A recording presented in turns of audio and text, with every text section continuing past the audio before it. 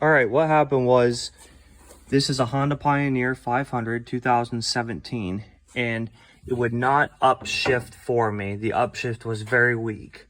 It would downshift sporadically, but sometimes it just would not upshift.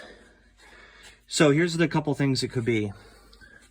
What I would check first is I would come down here to your motor. This right here is on the front. Right here's your drive shaft that goes off to the front. Right here's your motor. Right there is the little axe, or the little shaft that comes out that you put your manual shifting tool on. Put your finger there and hit the upshift button and see if this jiggles or moves at all. If it does, then the problem could be that this motor, take this motor off, it will come out and there will be a shaft, right, that goes in.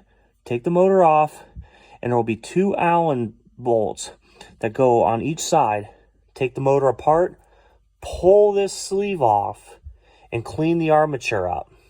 The commuter will probably be pretty, got a lot of dust and grime on it. And what I would do is I would take emery cloth and clean that commuter up. That'll probably fix your problem. Put it back together, and it will probably make it so this will upshift and downshift. Easy way to test that is you can take and pull on the plug one way or the other so your brushes get a better connection to the commuter, and have someone try to shift it and see if that does shift it. A lot of guys will tell you that your clutch could be out of adjustment. I don't think that's possible, because it wouldn't have anything to do with telling this thing to shift or not shift. Another thing you can check to make sure it's not the actual transmission is put your tool right there, your manual shifting tool, and try manually shifting it. If you can manually shift it through the gears, then it's going in and out of gear. You don't have to worry about your transmission. It's more than likely this shift motor. You can replace it for about $250 from Honda, or about $70 from DB Electrical online. But I would take it apart first and just make sure you can't clean it up and get it back to working.